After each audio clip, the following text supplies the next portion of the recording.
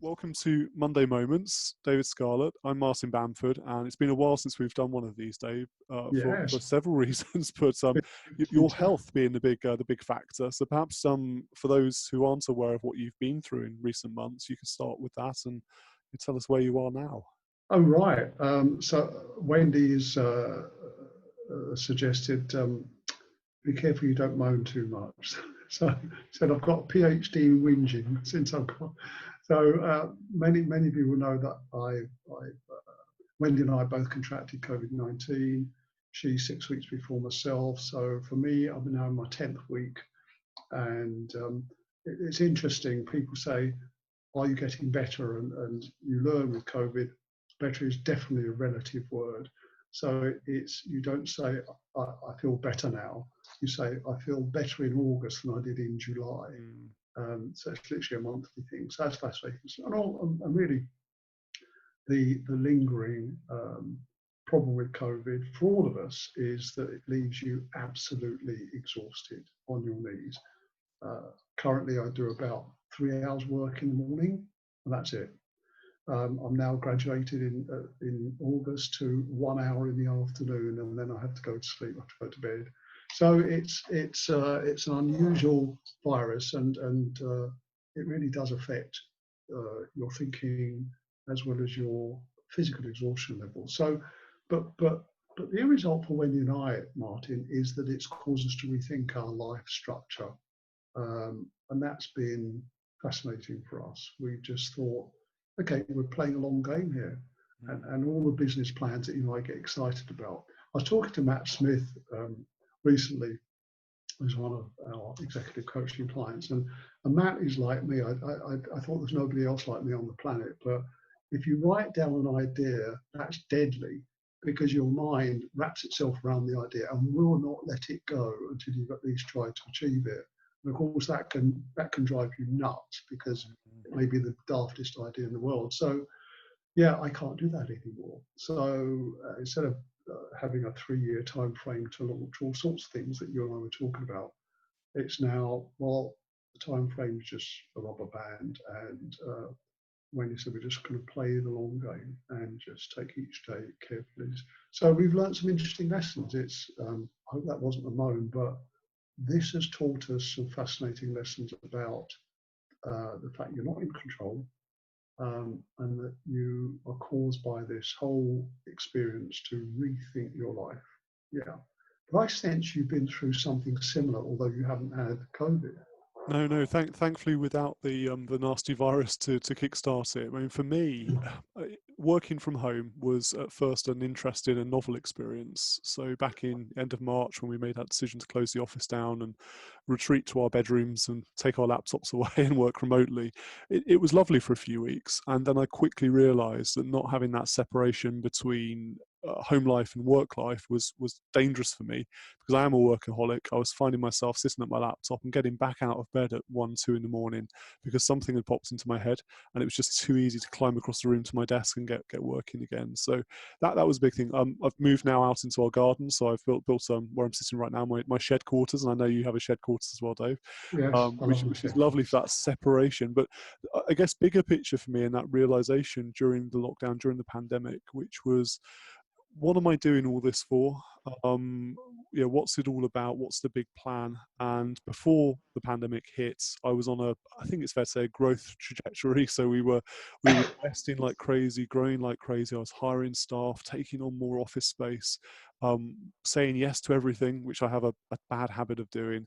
And really only in the last month or 6 weeks or so, I've come to realize, actually, what's the point in all of this, and is there a better way for me? So I've made some fairly big decisions. I'm in a very fortunate position where my lifestyle and my income is secured, because I have a third ownership of a very successful firm of chartered financial planners, Informed Choice. and Bamford Media, for me, my marketing agency, was really a creative outlet. So it was a way for me to, express my creativity, to raise my profile, do various things I enjoy doing. But Yes.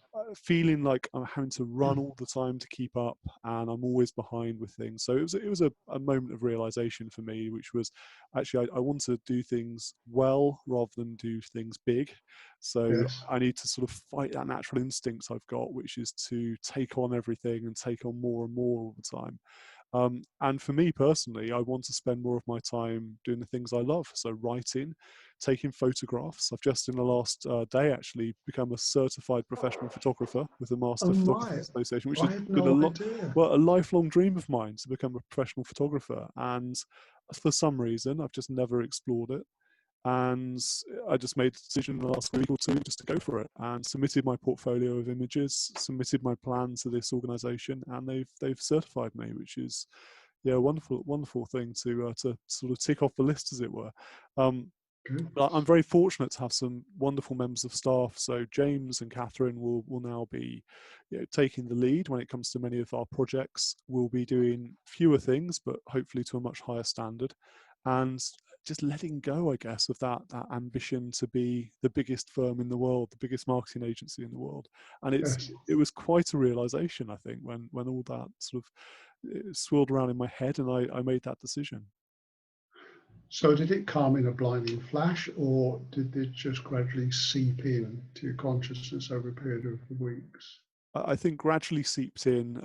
When I make a decision, I make it and I go for it. But Right. it seeps in over time. I realised I had to make some change.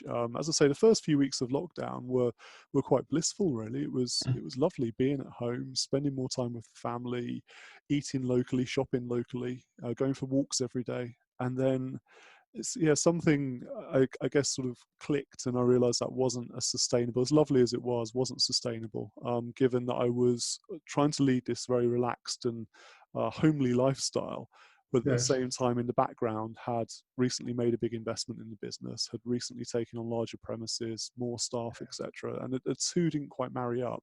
So this for me was really, what decisions do I need to make, and what actions do I need to take now to just go on a bit of more of an even keel in the future, if that makes sense. Yeah. What's fascinating about this conversation between us, which has just really emerged, we didn't plan this, was um, up and down our close, our road, which is a crescent-shaped close. There have been a number of stories just like yours, where people, in professions and highly qualified and skilled, have said, I thought about this for the first time in 10, 15 years. And why am I running like this? And another comment that came from a conversation with a client last week was they discovered that we may enjoy the sociality of being part of a team. We may enjoy the buzz of being in a particular culture of a firm. We may even enjoy being in an office. Some of us do, some of us don't. But do you actually enjoy the work, the Mm. job? And his comment, as he learned new experiences in this lockdown period, was actually some of us don't enjoy the role itself, the job itself, and are now making serious and fundamental life decisions. So this is an interesting time for you and I, and I think from millions of other people who are questioning, why am I running so hard? We love achieving, don't we? We love accomplishing. I was reading some work by, that book, Leaders Eat Last. Yes, Simon Sinek. Yeah. Yeah, Simon Sinek, and it's fascinating, and he's gathered a lot of, created a lot of ideas from other leaders, which is part of his style. But yeah, the buzz we get, the hormonal chemical floods that we get from simply accomplishing is addictive, and I love it. I love accomplishing things in my garden. I love the flowers and the bees, which is why I create it. But actually, what I love doing, Wendy's realised, is getting something new done. I love that. Yes. But then so that buzz of accomplishment is what drives a lot of humanity and our actions and our just our culture.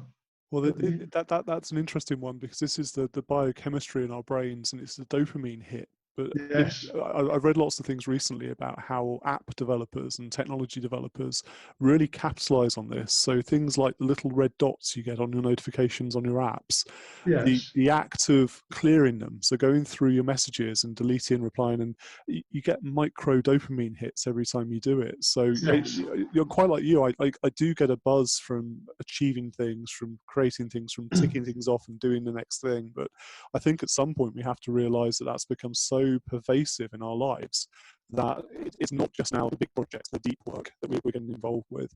It's also the micro interactions we have with our smartphones, with our tablets, with all aspects of our lives. And there's yes, only a limit, and actually you have to do more and more to get the same chemical satisfaction in your brain from that dopamine hit to yes. maintain that level. And that, I find that fascinating. So, what do you think is the outcome of this decision you made? What do you hope will happen to your life that's different as a result of these decisions? I think I can sort of think about the mental impact of it. So wanting to feel more in control, wanting to feel calmer, and when I do complete things, getting genuine satisfaction from completing things to a high standard. Yeah, Um, yeah, it's all. I mean, for 20 years now of doing this, it's always been a challenge for me to control my urge to do more, to say yes to things.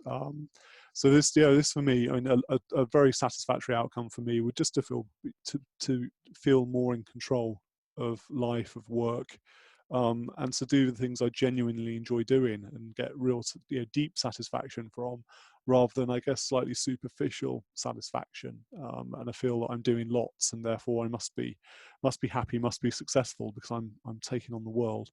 yes, Everyone's different, and it's been fascinating, I think, as well, to see the range of reactions to the possibility of offices not reopening. So we right, saw this week in the financial services sector that Schroders have said to their staff, you never have to come back if you don't want to an wow, office place. And that's a huge decision for a big company. Billions of pounds of assets under management, thousands of staff.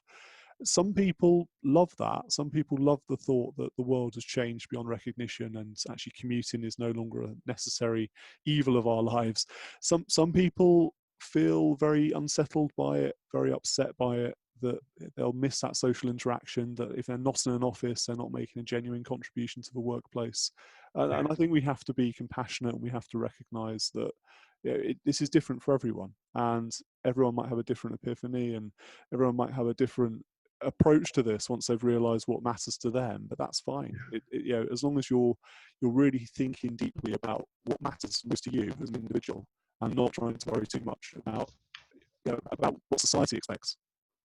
yeah, and what's expected of us. So my final point on this is I just read some research recently um, regarding happiness and kindness, but particularly kindness, what we do to others, how kind we are to others. And one of the lines which caught my attention was, when you're very busy on projects and systems and processes, there isn't time and space to be kind to others. You're just busy. And that shook me. So that's my parting shot for today. Thank you for joining me on Monday Moments, Martin. I really do appreciate it. Thank you for sharing some really personal things with me. Looking forward to the next Monday Moments with you sometime in the future. Thank you, Dave. Looking forward to it.